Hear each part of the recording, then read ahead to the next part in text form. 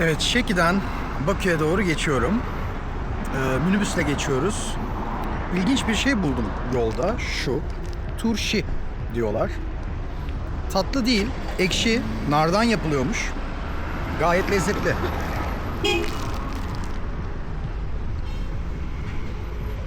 Çok güzel bir ekşiliği var. Çok doğal bir şeye benziyor. Şimdi Şeki'ye doğru... Tamam, Şeki diyorum. Aklım Şeki'de kaldı galiba. Kalbim kesinlikle orada kaldı da aklımı bilmem. Bakü'ye doğru geçiyoruz.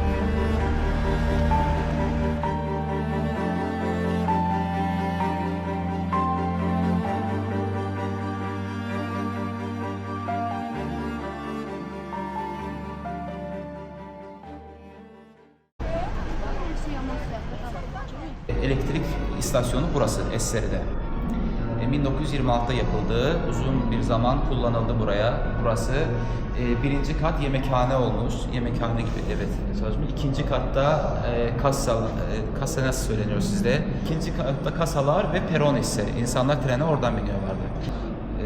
İlk isterseniz şu tarafa bakalım. Filmden.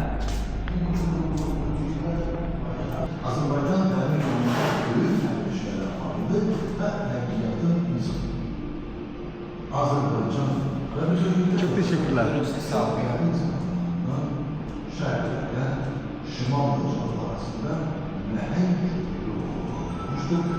1870'lerin sonunda ilk defa Bakü'de petrol taşınan tren yolları oluşturulmaya başlamış. Yani 19. yüzyılın sonunda diyebiliriz. Gürcistan videolarımı izlerseniz eğer Batum'un sürekli özerk kalmasının nedenlerini buradan çok daha net anlıyorsunuz. Çünkü Bakü'nün petrolü 19. yüzyılın sonunda çıkmaya başlıyor ve özellikle Bakü Ticaret Limanı'ndan yani kapitalistler, şirketler özellikle Batum'u sürekli özerk tutmak zorunda kalıyorlar. Ve 19. yüzyılın sonundan itibaren demir yolu özellikle Bakü'de önem kazanıyor.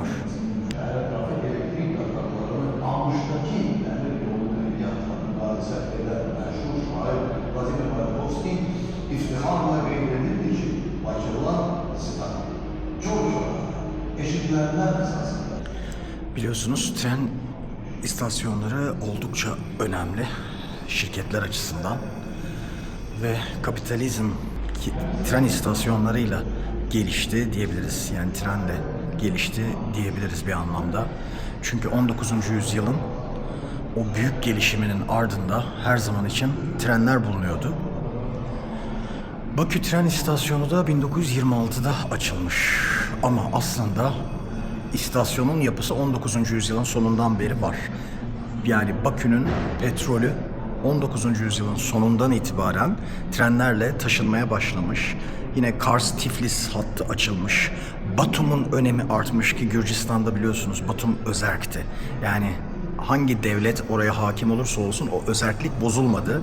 Bunun en büyük nedenlerinden bir tanesi petrolün buradaki önemi. Yani Kafkas petrollerinin oradan ticaretin Avrupa'ya açılması. Aynı zamanda bu tren istasyonu çeşitli şehirleri yani geçtiği yollardaki şehirlerin ürünlerini de desteklemiş. Yani insanlar üretmeyi tercih etmişler fakat ister istemez tabii bu üretim genel itibariyle şirketler için oluyor. Petrolü de şirketler kullanmış. Sovyetler Birliği'nde durum bir parça değişmiş olsa da yine de tam olarak aslında o sınıflı toplumun yapısı değişmiyor, değişmedi maalesef. Bu demir yolunun yolculara açılması ise 1883 tarihinde olmuş arkadaşlar. Fakat ilk olarak açılma nedeni şirketler. Yani genellikle bu tarihi tren istasyonlarının tamamı için, dünyadaki bütün tren istasyonları için geçerlidir. Maalesef asıl gelişmenin temel nedeni hep para ve şirketler oluyor.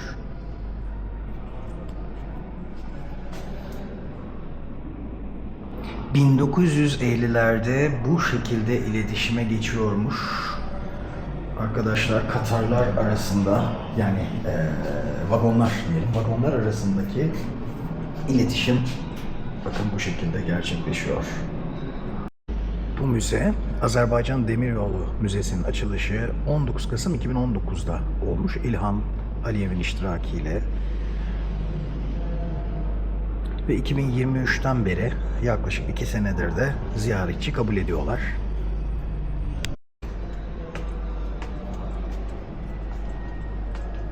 Sovyetler Birliği'nde ilk elektrikleştirilmiş demir yolları Azerbaycan'da inşa ediliyor. 1926 yılında Sabuncu Vağzalı olarak ifade ediliyor. Arkadaşlar, Bakü-Tiflis hattının Sovyetler Birliği dönemindeki bir vagonunu bu müzeye yerleştirmişler. Şimdi o vagona giriyoruz.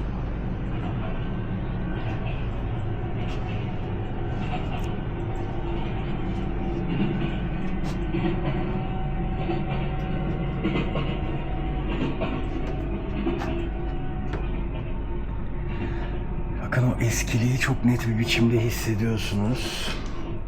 İnsanlar buralarda yatmış, buralarda uyumuşlar.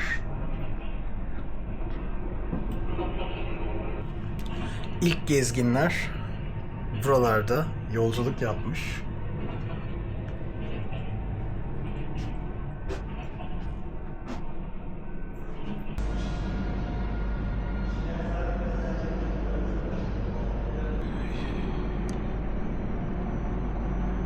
...25 Eylül 1942'de artık Hitler'in hedefinin Bakü olduğu çok net bir biçimde ortaya çıktı. Hazar Denizi'ne doğru ve Hazar Denizi petrollerine ulaşmak için Adolf Hitler 18 Eylül 1942'de bunun açıklamasını net bir biçimde artık yapmıştı. Burası nedir? Bu oda, Evet, bu oda. Bu oda makinist simülasyonu. Yani makinistin odası buna benziyor trenlerde. Dünya mühendisliğinde Azerbaycan demir yolları 600 binden artık neft ve neft mahsullarıyla dolu sistemlerin 1918'e geldiğimizde bu şekilde treni durdurduk ve şimdi küçük bir belgesel izliyoruz. Bazı noktalarda bu şekilde küçük bir belgesel ve orijinal görüntüleri koymuşlar. Çok güzel yapmışlar. Gerçekten de çok hoş bir müze. Çok eğitici bir müze. Birçok şey öğrendim.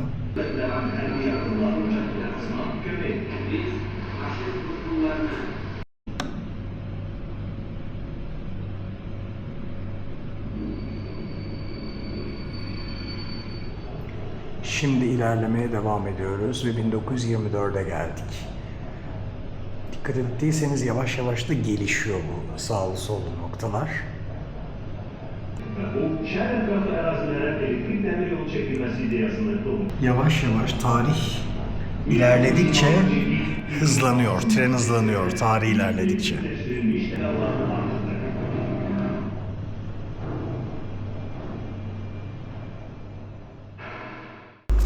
Bakın, böyle orijinal istasyonun bulunduğu noktayı çok güzel bir biçimde korumuşlar.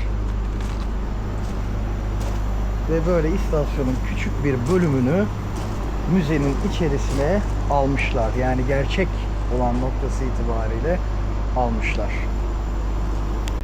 Çok teşekkür ediyoruz. Sizin isimleri öğrenebilir miyiz? İsmim Cemil. Cemil Bey, Tolga ben de memnun oldum.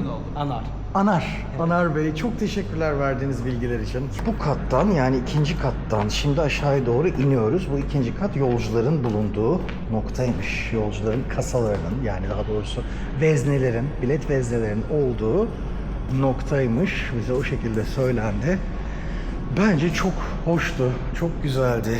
Bilmiyorum, belki birçoğunuz sıkılabilir ama ben hiç sıkılmadım.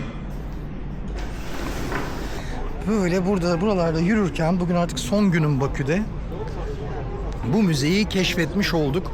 Bakın, bu müze 28 Mayıs, tam 28 Mayıs metrosundan indiğinizde müzeye rahatlıkla gelebilirsiniz dostlar.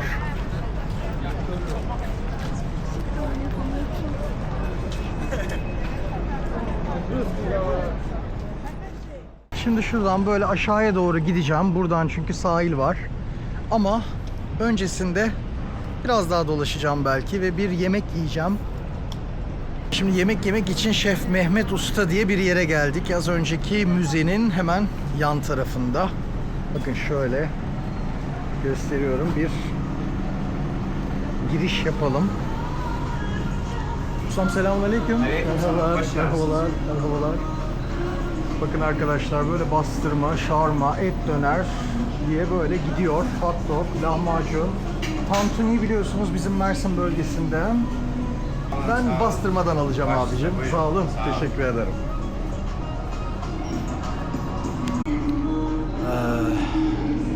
Böyle ucuz, tatlı, güzel bir yer.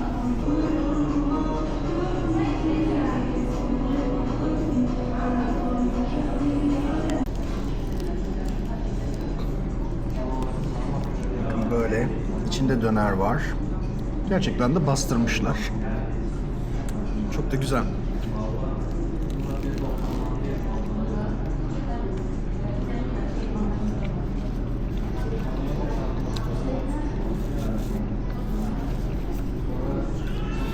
Azerbaycan'ın böyle ucuz yerlerdeki dönerleri bizden çok daha kaliteli.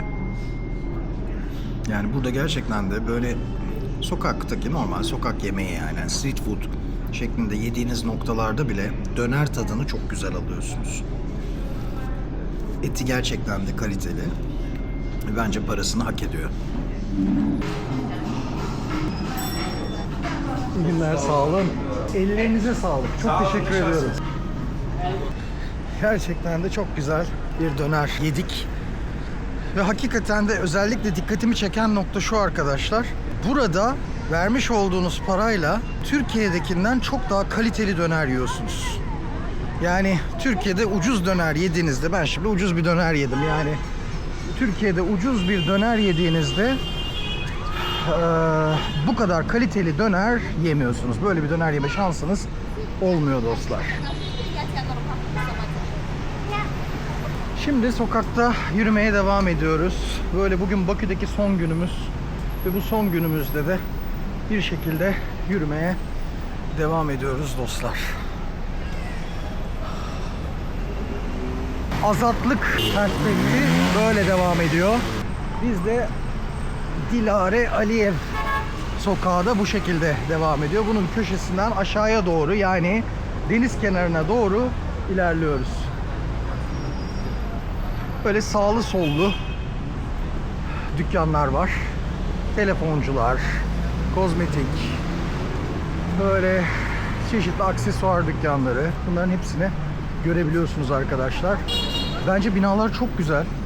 Bayağı antika binalar. Belli ki eski. Bu Azatlık Sokağı'nın şu ana kadar geçmiş olduğum binaları gayet güzeldi. Temizliği görüyor musunuz? Çok güzel. Gerçekten de tertemiz. Böyle temiz olmasının nedeni arkadaşlar çok ciddi anlamda ceza kesiyorlar. Bunu konuştuğumda yanlış hatırlamıyorsam 300 manattı. Lütfen düzelsin bilenler varsa Azerbaycanlı dostlardan. Yere sokağa çöp atmanın cezası 300 manat. Yani bakın hiçbir şey yok. Gerçekten de sokaklar tertemiz. Bunun nedeni bu. 300 manat veriyorsunuz. Sonrasında eğer tekrar böyle bir ceza alırsanız 700 manat veriyorsunuz. Ve tekrar böyle bir ceza alırsanız hapse kadar yolu oluyor arkadaşlar. Hapse girebiliyorsunuz. En son noktada yapılması gereken çok güzel bir sistem bence. Bence bunun Türkiye'de de yapılması gerekiyor. Çünkü gerçekten de sokakların tertemiz olduğunu görüyorsunuz. Yani eğer bir cezalandırma sistemi olacaksa bu fikirleri değil ya da sahip olduğunuz diploma üzerinden değil, diplomanın yasaklanması değil, doğrudan doğruya bu tip cezalandırmalar olmalı diye düşünüyorum.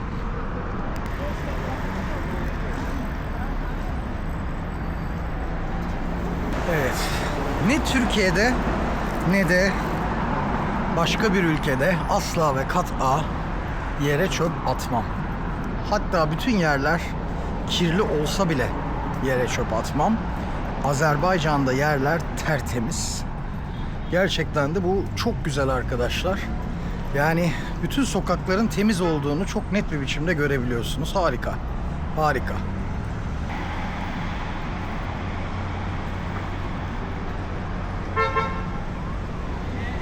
Tembel Gezgin'e abone ol.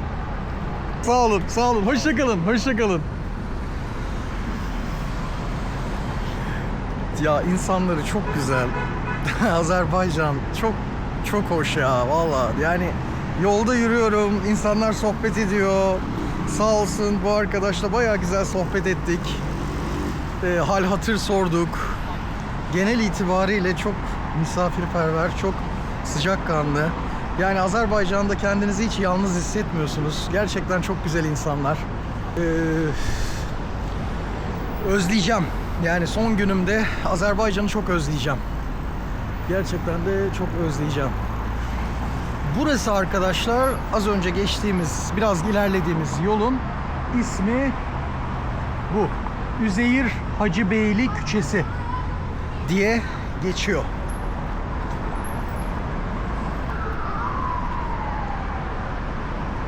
Sahil bu tarafta. Bakın şöyle buradan sahile gidiyoruz. Buradan da Üzeyir Hacıbeyli Küçesi'nden devam edebiliyorsunuz. Bu bina 2. Dünya Savaşı'nda yapılmış. Alman esirler tarafından yapılmış. Şimdi bir hükümet binası olarak kullanılıyor.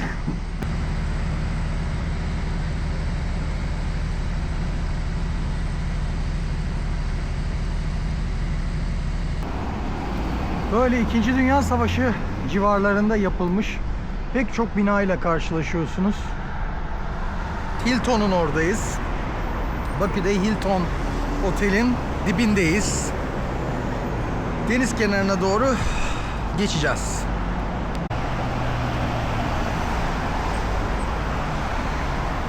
Reşit Bahbudov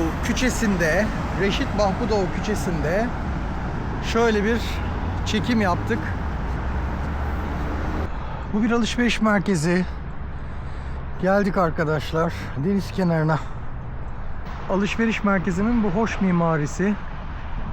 Park Bulvar isimli alışveriş merkezi böyle sahil kenarında bulunuyor.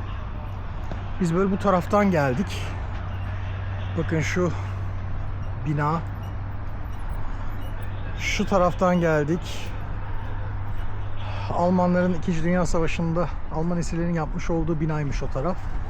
Böyle bu noktaya doğru buradan yürüyerek geldik. Ve son günümüzde dolaştık. Şimdi bulvardayız. Bakü Bulvarı'nda yürüyüşümüze devam ediyoruz. Sıcak saatler olduğu için bulvar boş. Şöyle denize doğru devam edelim. Evet, karşıda Hazar Denizi. Öğleden sonra saatleri ve hava hala sıcak. O yüzden de akşam olduğu kadar kalabalık değil. Akşamüstü daha kalabalıklaşıyor bulvar. En azından ben geldiğimde öyleydi. Sıcak olmasına rağmen çok güzel bir esinti var. Bakü'de bu rüzgar genel itibariyle yılın pek çok gününde hissedilebiliyor. Ve özellikle şu anda tam böyle Bakü gezilesi bir zamanda. Ne aşırı sıcak ne çok soğuk. Bu tatlı rüzgarla beraber güneş ışığında devam ediyoruz.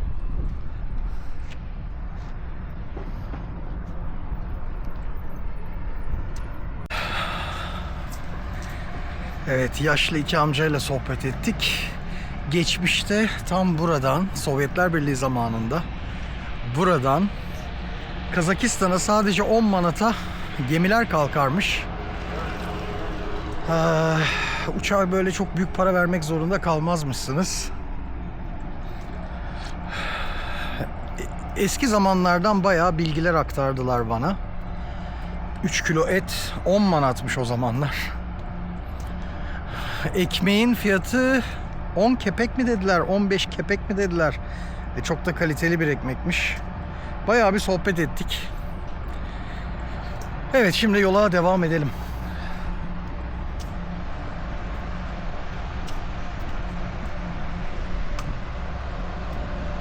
Bakü Bulvarı'nda dolaşmaya devam ediyoruz. Amcalarla sohbet ederken onları da çekmek istedim ama onlar gözükmek istemedi. Gence tarafından gelmişler. 63-64 yaşında iki amca. Bakü Bulvarı'nda restoranlar ve kafeler var. Bu kafelerde kahve içiyorlar, çay içiyorlar, nargile içiyorlar. Merhabalar. Teşekkürler. Efendim? Vlogger, meşhur vlogger.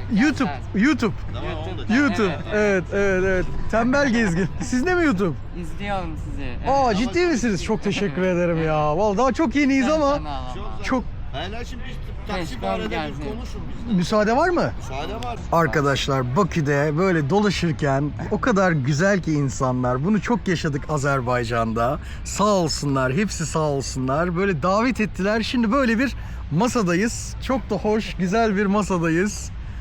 Ben de vlogger. Teşekkür ediyorum. Bu nedir? Goz. Ceviz. Ha, goz, ceviz. Eyvallah. Şu da reçel, değil mi? Ne dediniz? Mürebbe. Mürebbe. Arkadaş mürebbesi Mürebbe. gozla. Çok tatlıdır. Bunu çayla beraber yiyorsunuz. Bunu çayla beraber. Eyvallah. inşallah. Şimdi tadalım o zaman. Nuş olsun. Muhteşem. Muhteşem. Ama meyvesinden de alın. Taneden de mi? O biraz şekerli gibi. Acaba öyle mi düşündüm? Konağımız var. Bir deyəndə bax, 3, 2, 1, makan. və mən tövsiyə edirəm. Saat 11-də sürüdür. Onun oturaq işin çətinliyinə görə Niyet. Heç olmasa nədir? Oturaq işi olduğuna görə mütləq şəkildə proqramı söndürüb bir 10-15 dəqiqə gəzişməlidir. Gerçekten de güzel bir video çekimi içerisindeydim. Çok hoştu. Sahibi, kanalın sahibi ve arka plandaki diğer arkadaşlar, hepsine çok teşekkür ediyorum. Burada ağırladılar beni. Hepsine çok teşekkür ediyorum. Çok sağ olun. Çok sağ olun. Çok sağ olun. Çok tatlı insanlardı. Sağ olsunlar, beni ağırladılar. İçlerinden bir tanesi de kanalımıza aboneymiş. Hem kameraman arkadaş hem de edit yapan arkadaş. Onlarla sohbet ettik bir parça. Şimdi devam ediyoruz.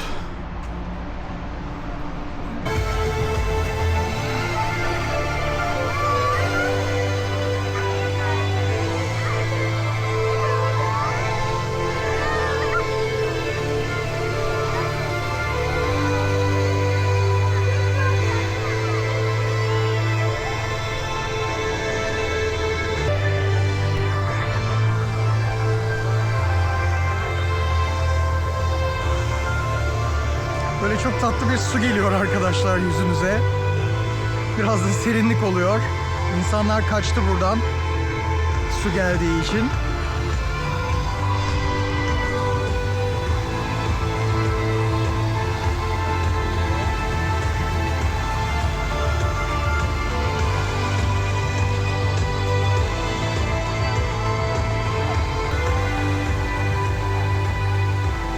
Bir çeşit su balesi izledik arkadaşlar. Çok hoş ve çok tatlıydı. Şimdi bulvarda yürümeye devam ediyoruz.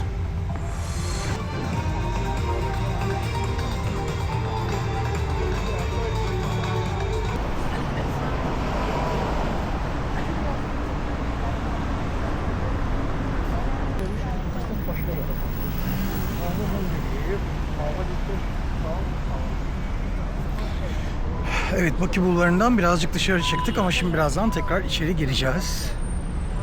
Bütün gün yürüdük arkadaşlar. Son gün olduğu için artık son gün ve son gün olduğu için bütün gün yürüyüşe devam ettik. Bazı noktalarda Azerbaycanlı dostlarla sohbet ettik, tanıştık. Onlardan bazıları kameraya çıkmak istemedi, bazıları çıkmak istediler. Hepsi sağ olsun.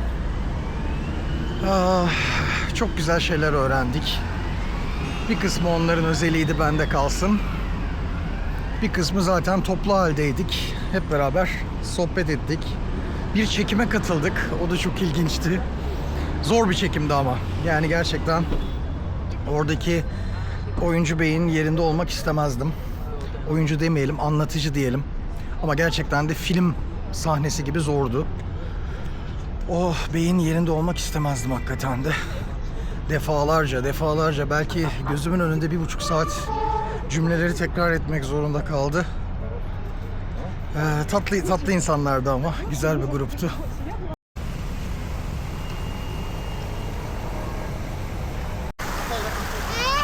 Selam.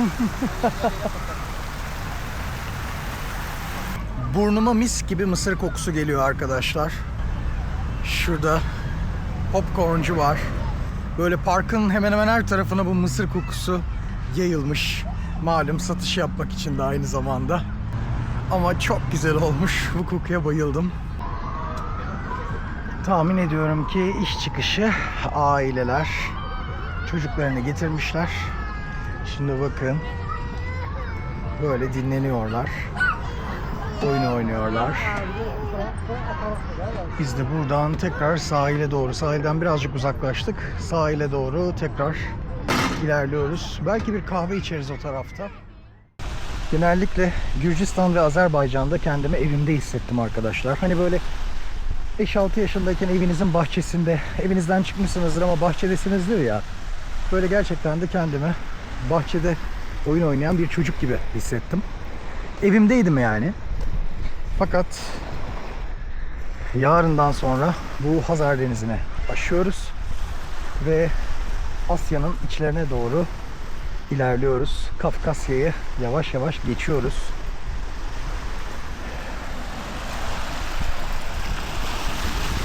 Yani evimizin bahçesinden bir anlamda çıkıyoruz arkadaşlar.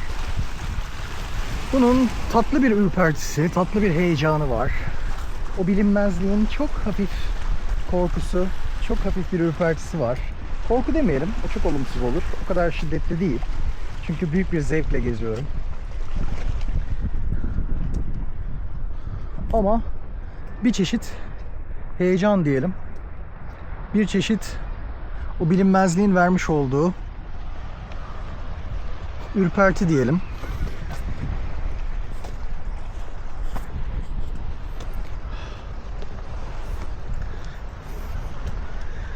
Enteresan.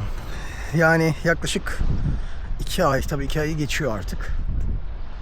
Sanki bana böyle 5 yıldır, 10 yıldır geziyorum gibi geliyor. Türkiye'yi özledim mi? Annemi özledim. Ama onun dışında sağ olsun Azerbaycan halkı bana kendimi evimde gibi hissettirdi. Gürcistan da öyle. Orada da tanıştığım güzel insanlar oldu. Şimdi dünyanın diğer noktalarına doğru devam edeceğiz. Artık Bakü'de güneş battı arkadaşlar. Hazar Denizi'nden püfür püfür çok tatlı bir serinlik, çok güzel bir rüzgar esiyor yüzüme. Gerçekten de çok hoş zaman geçirdim buralarda. Çok güzel zaman geçirdim.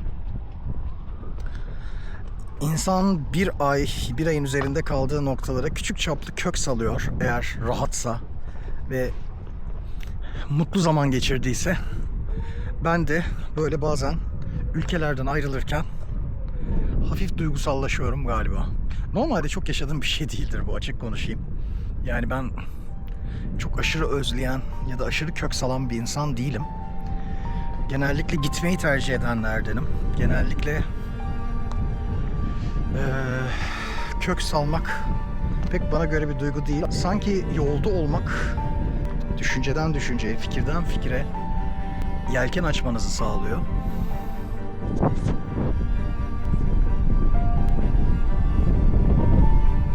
Bakü'nün güzelliği.